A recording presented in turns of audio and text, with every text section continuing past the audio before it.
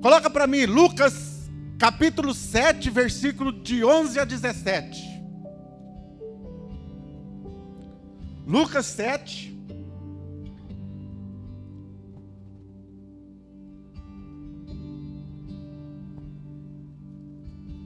Versículo 11 a 17. Amém? Diz assim: logo depois, Jesus foi para uma cidade chamada Naim. Os seus discípulos e uma grande multidão foram com ele. Ao se aproximar da porta da cidade, viu que alguém que havia morrido era carregado para fora da cidade. O filho único de uma viúva. Uma considerável multidão estava com ela. Ao vê-la, o Senhor se compadeceu dela e disse: não chore. Então aproximou-se e tocou no caixão. E os que o carregavam pararam. Jesus disse: jovem, eu ordeno a você que se levante. O jovem sentou-se e começou a falar. E Jesus o entregou à sua mãe. Todos ficaram cheios de temor e louvaram a Deus. Um grande profeta se levantou entre nós. Diziam: Deus interveio em favor do seu povo. Essas histórias, essas notícias sobre Jesus espalharam-se por toda a Judéia e regiões circunvizinhas. Amém? Louvado seja o nome do Senhor. Todas as vezes que a Bíblia fala sobre uma viúva, menciona sobre uma viúva, a Bíblia sempre está falando de uma pessoa necessitada. Deus, quando mandou Elias para Serepta, e falou para ele: você vai ser sustentado, lá vai estar uma viúva. E quando chegou lá, ele encontrou a viúva catando uns gravetos. E ela disse: eu estou catando esses gravetos e vou fazer a última refeição. Vai comer eu e meu filho. E depois vai passar os dias e nós vamos morrer. Quando Eliseu chegou na cidade para multiplicar o azeite da viúva, ela disse assim: eu estou endividada. Perdão, irmão. Eu estou endividada. Os credores querem levar meus filhos como pagamento.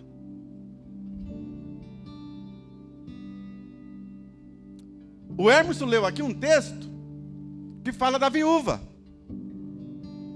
Todos os ricos entregaram as ofertas, mas aquela viúva pobre, diz o texto, a viúva pobre entregou tudo que ela tinha. Então, quando a Bíblia fala de uma viúva, irmãos, perdão aqui, em nome de Jesus. Quando a Bíblia fala da viúva, de uma viúva, ele está falando de uma pessoa necessitada. Quando foi instituído os diáconos, a principal missão deles foi para que eles cuidassem das viúvas. Das viúvas. E o texto que nós lemos fala exatamente de uma viúva. Essa viúva, antes de ser viúva, ela tinha uma vida normal. Ela era casada. Como um casamento normal, a mulher sempre é a parte mais frágil. Hoje em dia tem mudado muito, né? Tem homens aí que quer casar com a mulher que tem, para ele poder ficar na parte frágil, né? Deixa ela trabalhar e eu ficar de boa, não é assim? Tem muita gente procurando, eu só vou casar se for uma mulher que tem, né? Porque daí eu posso ficar, né, tranquilo. E realmente tem. Mas naquela época não. Então ela depositava no marido toda a sua confiança, toda a sua expectativa, toda a sua esperança, toda a sua provisão, toda a sua segurança estava no marido. É assim num casamento normal. Eu me lembro que uma vez minha irmã morava aqui e minha irmã tinha muito medo. Aí um dia ela me ligou, era umas 2 horas da manhã, eu acho, mais ou menos. Corre aqui que tem um ladrão.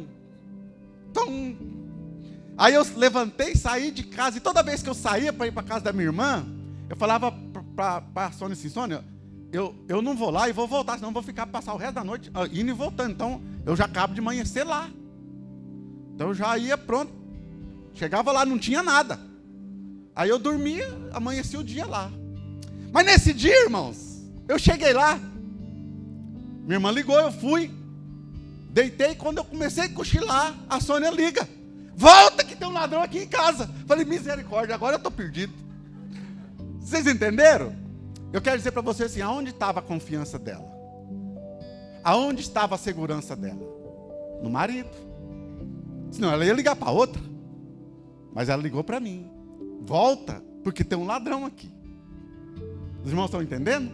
Então a confiança, a segurança dela estava no marido. E aqui o texto está falando exatamente isso. Ela tinha, toda a confiança dela estava no marido. E como um casamento normal, ela ganhou uma herança. E diz o texto que ela teve um filho homem. E naquela época um filho homem era muito mais privilegiado. Não que a menina era desprezada, mas era, tinha um grau a mais. E ela tinha uma vida normal até então. Mas chegou na casa dela a morte. A morte que não escolhe cor, não escolhe raça, não escolhe posição, não escolhe nada. E levou o seu marido. E quando levou o marido, ela transferiu tudo aquilo para o seu filho. Tudo aquilo o quê? Toda aquela segurança. Toda aquela esperança. Aquilo que ela depositava no marido, ela passou a depositar no seu filho. Como homem da casa. E ela continuou tendo uma vida de segurança com seu filho. Mas o texto diz que agora a morte volta na sua casa e leva o seu filho.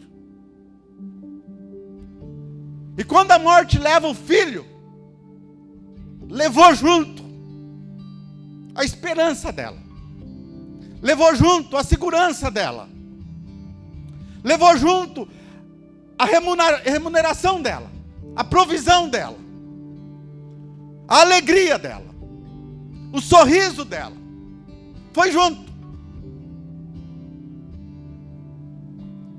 A Bíblia fala que uma grande multidão acompanhava ela, naquele cortejo.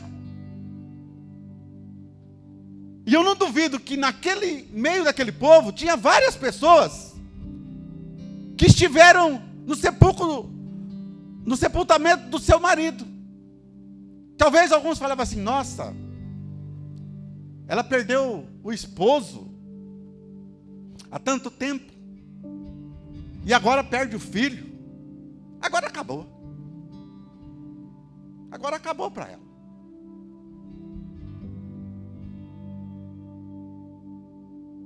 Acompanhando e dizendo, agora acabou.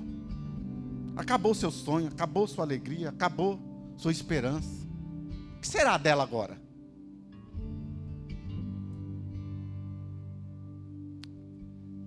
Eu profetizo na vida de cada um de vocês aqui. Se tem algo que tem roubado a sua esperança, que tem roubado a sua expectativa, vai cair por terra nesta manhã. Porque o Senhor está aqui. Louvado seja o nome do Senhor. Seus sonhos não serão roubados, não serão exterminados. O Senhor está aqui.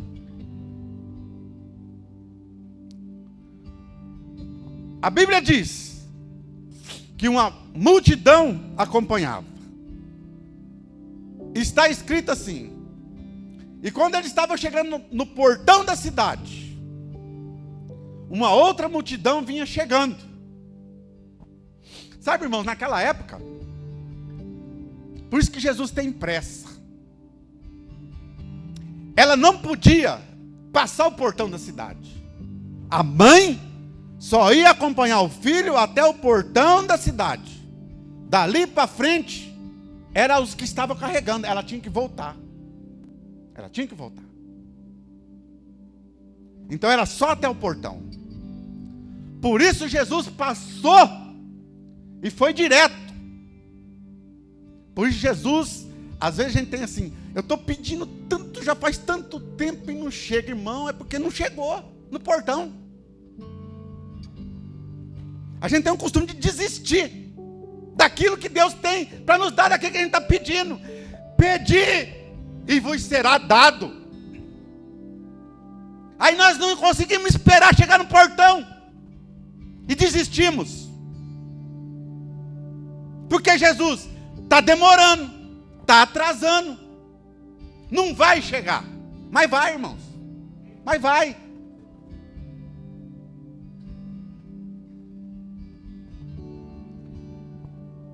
E nessa multidão vinha na frente o Senhor. Nessa multidão vinha na frente o Senhor. Lucas chama o Senhor do versículo 11 ao 17, o Senhor. O Senhor. Tem muitas maneiras de Deus agir na nossa vida, nos nossos problemas, nas nossas dificuldades. E uma delas é como Senhor. E uma delas é como Senhor. Ele é Senhor. E não há nada que Ele não possa fazer, porque Ele é Senhor da nossa vida. Amém? Louvado seja o nome do Senhor.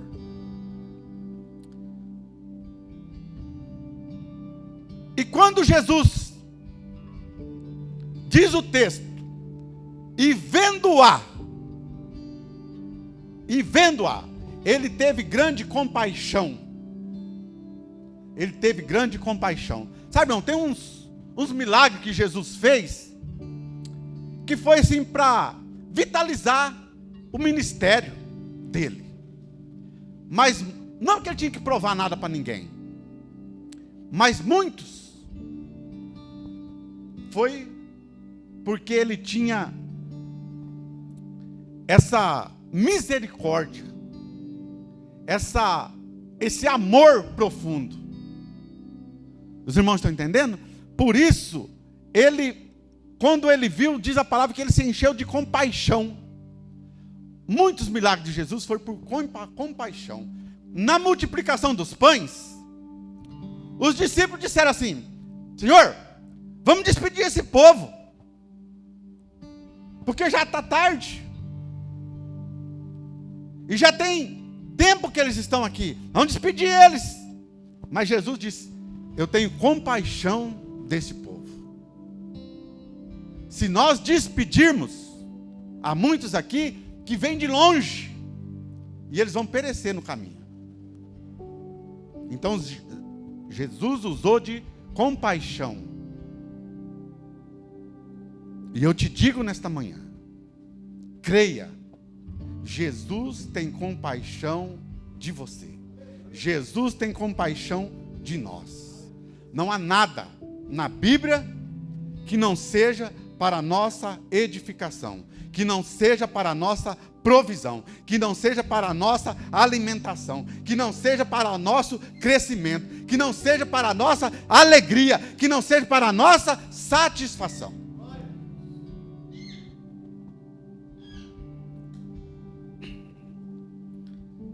A morte era constante na vida dessa mulher. Mas agora se apresentou para ela o Senhor. A tristeza era comum na vida dela, mas agora apresentou para ela o Senhor. As lágrimas estavam sendo constantes na vida dela, mas agora apareceu para ela o Senhor. E ele disse uma coisa que jamais nós diríamos num velório: não chores. Porque quando a gente vai no velório, a gente fala para a pessoa: pode chorar. Ou não é? Você já chegou num velório e falou para a pessoa: não chore? Não. Você fala: pode chorar. Encosta aqui. Você oferece o seu ombro e fala: pode chorar. É um momento de dor. É um momento de perca. Pode chorar. Mas Jesus olhou para ela e teve grande compaixão e disse: não chores. Aleluia. Só o Senhor pode fazer isso.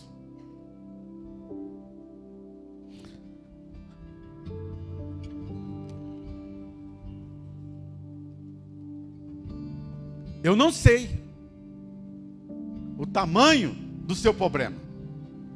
Eu não sei o tamanho da sua dificuldade. Mas nesta manhã eu apresento para você o Senhor. E você pode não sair dessa porta da forma que você entrou. Se você entrou aqui triste, o Senhor vai te dar alegria. Se você entrou aqui preocupado, você vai sair daqui aliviado. Eu te apresento nesta manhã o Senhor. O Senhor. E ele disse para ela: não chores.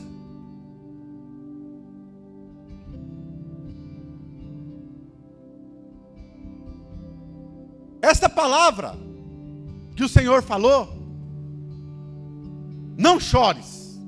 E diz o texto que ele se aproximou e tocou no caixão.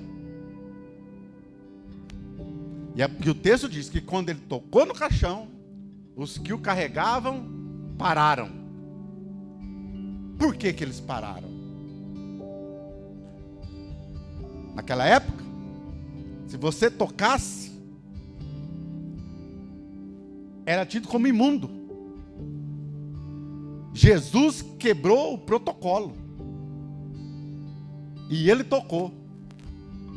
E quando ele tocou, os que carregavam pararam. E Jesus disse: jovem, levanta. E diz o texto que o jovem se assentou. E começou a falar. Eu não sei o que, mas do texto diz que ele começou a falar. Eu quero te dizer nesta manhã, o Senhor está aqui. Você pode começar a falar e Ele vai te ouvir nesta manhã. Aquela mulher teve de volta a restituição da sua vida, a restituição da sua alegria. Ela caminhou até ali com o filho morto e agora vai voltar com o filho vivo. Ela foi até ali com o pensamento de derrota, agora vai voltar com o pensamento de vitória. Ela foi até ali sem nenhuma esperança, porque até quem estava consolando dizia: o que será dela? Ninguém faz nada, não se preocupa não, vou te levar lá para minha casa, nós vamos tratar de você. Não, ninguém falou isso. Falava assim: o que será dela agora? Eles são os que estavam consolando. Mas quando o Senhor chegou, Ele restituiu a ela tudo aquilo que parecia ter perdido. Eu profetizo nesta manhã Se tem algo que você achou que não ia conseguir, se você tem buscado e está a ponto de desistir, eu te profetizo nesta manhã, receba o Senhor na sua vida nesta manhã. Ele fará tudo aquilo que você tem pedido, e até o que você não tem pedido, porque no texto aqui não fala que ela pediu. Ela não pediu. Mas sabe por quê, irmãos? Porque Jesus já a conhecia. Por isso ele se apressou. Ele conhece cada um de nós. Cada um. Engana quem pensa que ele não conhece. E ele sabe aquilo que você tem buscado. Ele sabe da sua necessidade. Ele sabe da sua luta. Ele conhece o seu caminhar. A Bíblia fala que ele conhece o nosso deitar e o nosso levantar. Eu te apresento nesta manhã o Senhor. E Ele fará na sua vida. Ele restituirá na sua vida tudo aquilo que você pensou que estava perdido. Que você pensou até em desistir, em parar. Ele está te dizendo nesta manhã, não pare. Não pare. Você vai ser abençoado. Deus está aqui nesta manhã. O Senhor está aqui nesta manhã. E Ele vai restituir tudo aquilo que você tem pensado que perdeu. Louvado seja o nome do Senhor. O Hermeson falou aqui de que ele entregou e se arrependeu. Mas depois ele viu que o Senhor restituiu. O Senhor restituiu.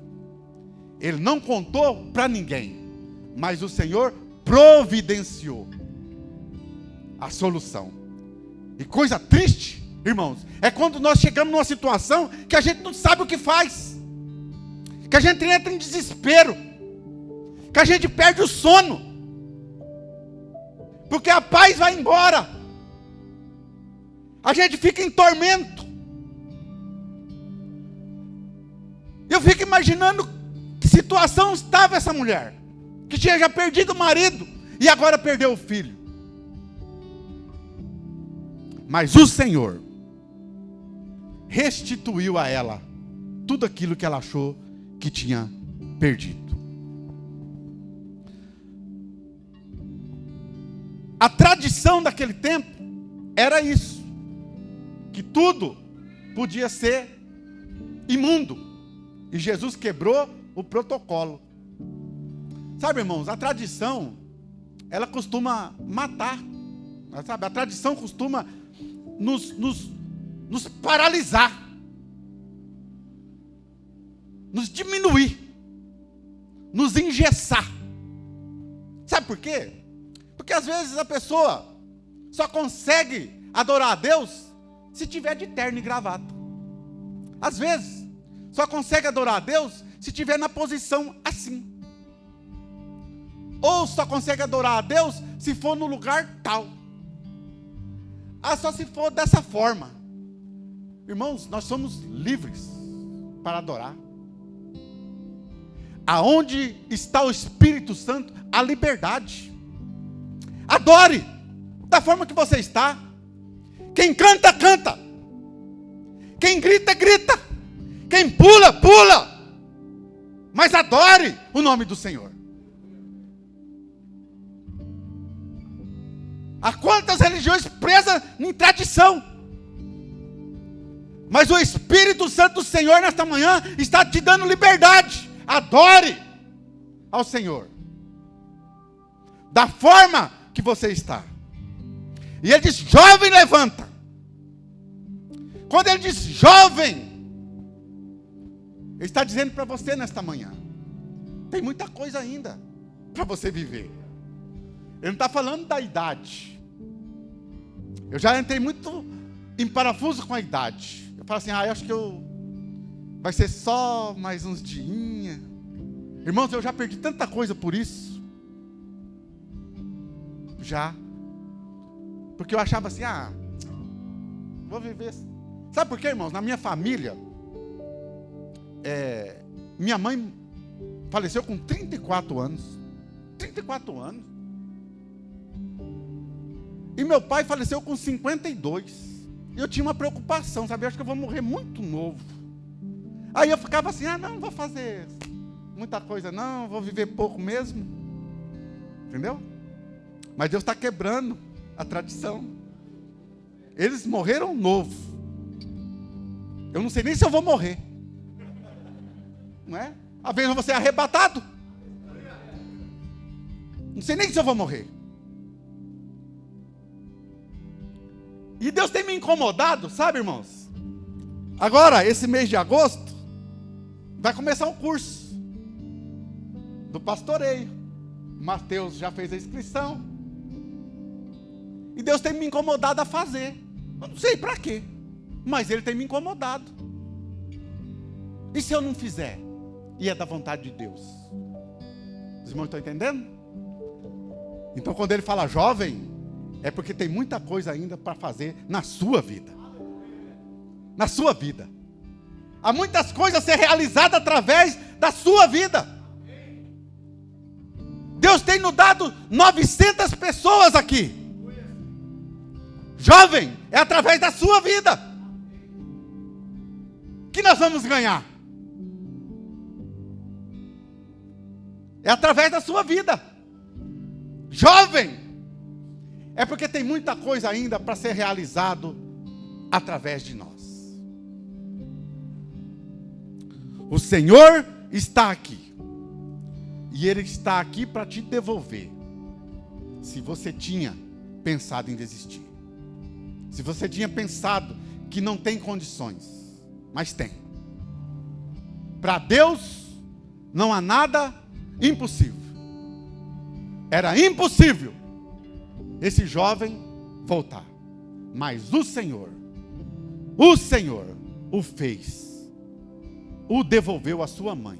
Diz o texto que Ele devolveu ele à sua mãe. E ela pôde voltar a viver. E através da vida dela, muitos são alcançados até hoje. Porque a palavra dela está aqui.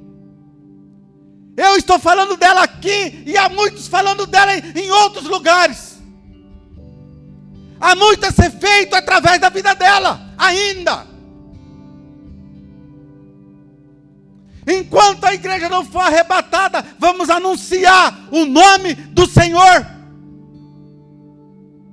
Nós não podemos deixar as pessoas morrerem espiritualmente por negligência nossa.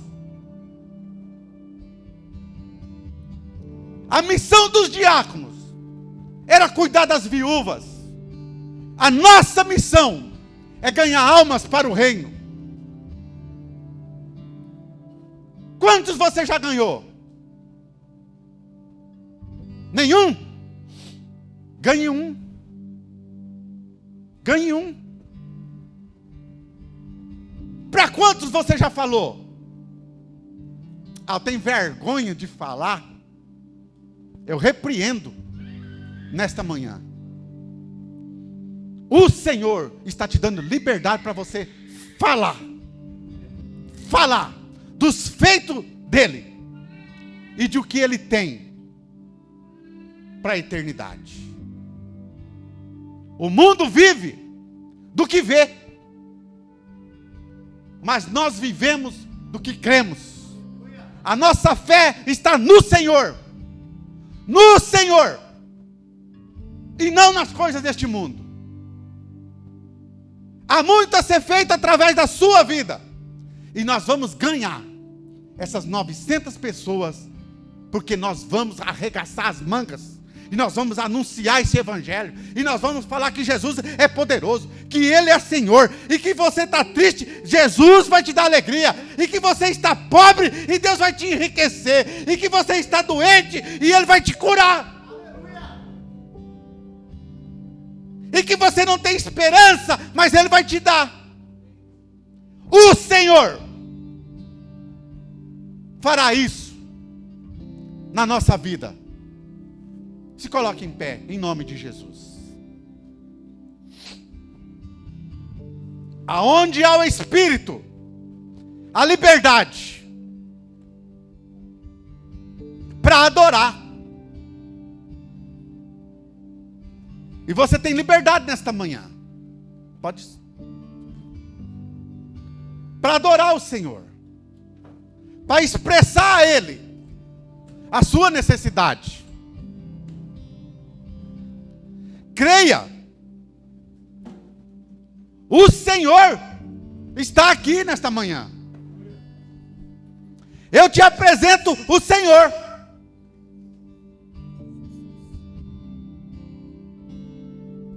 E quando o Senhor entra na nossa vida, Ele transforma, Ele devolve, Ele restaura, Ele cura.